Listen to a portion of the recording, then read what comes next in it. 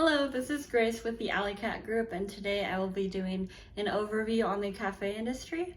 I will be doing the pastel analysis, the 5 forces analysis, as well as some general overview on the cafe industry.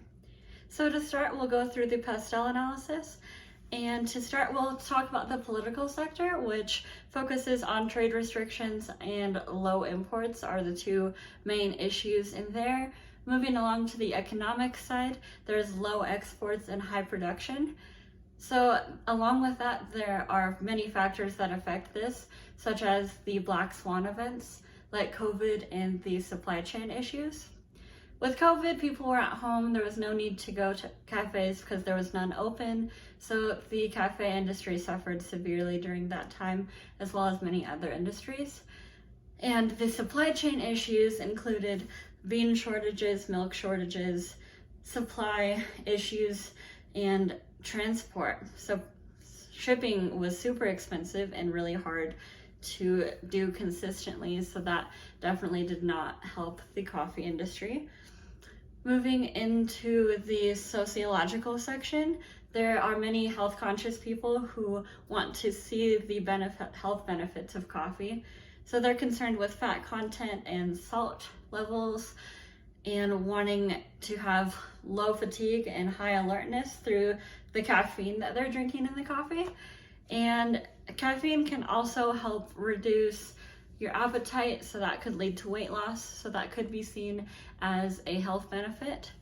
Moving on to the demographic section, the cafe market is a mass market and it includes baby boomers and millennials. Generally, it's majority women. Obviously, some men go to cafes, but in our research, it was mainly women.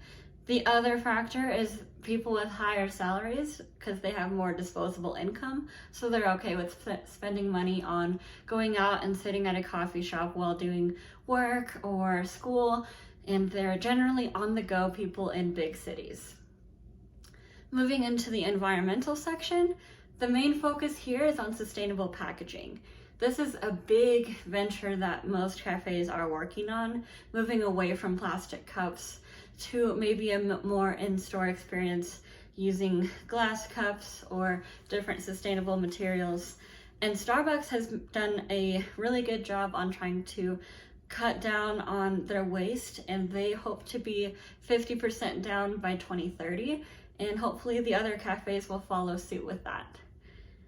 Moving along, for some other environmental factors, climate change has been a huge one, and it is not looking too awesome for the coffee industry. They are saying that by 2050, the coffee industry will be at great risk for sticking around because of the monocrop specifically causes a lot of issues in the rainforests, such as deforestation, soil erosion, and water pollution. So with all those issues coming around, the coffee industry needs to figure out a better way to grow beans and to be able to stay in business. Moving on to the tech section, cafes need to stay up to industry standards and keep new machines coming in, new ovens, keep up to date on their food standards, their coffee standards, etc. And that leads me perfectly into our legal section, which the main focuses are on following food standards, safety standards, and paying their employees livable wages. And the main thing that they follow is the Food Safety Modernization Act, which just is encouraged to train employees to know how all the best practices on food safety and coffee safety, and this is a big factor in the coffee industry. So now moving on to the 5 forces analysis. A brief overview of that is that it is trying to estimate profitability and competitiveness, and it assesses attractiveness, trends, quality, and improvements, and overall how to succeed in the industry. So specifically for the coffee industry, it is highly competitive, and in Fort Collins specifically, it's very competitive and it's hard to stand out, so there's often a low profit margin. To go into it more specifically, we'll start with supplier power, which is The more suppliers, the more profit, and there are a lot of suppliers.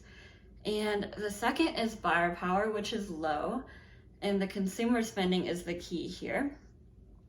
There is the next one, which is threat to a new entrants, and it's a very high threat but a very low barrier to entry, which is interesting because you can enter the industry and it's not super hard to get started, but it's really hard to maintain competitiveness with those around you with having so many coffee shops in Fort Collins.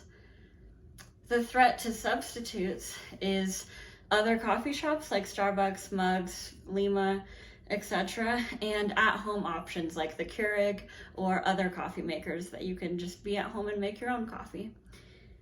And lastly, the competition is very high and increasing every day, like I said, and there are 72,136 players in the industry, and it's very low profit, as I've said before. All right, moving along, we did a strategic group analysis, and we did 5 other cafes. We did Lima, Mugs, Cafe Bluebird, Butterfly Cafe, and Bindle.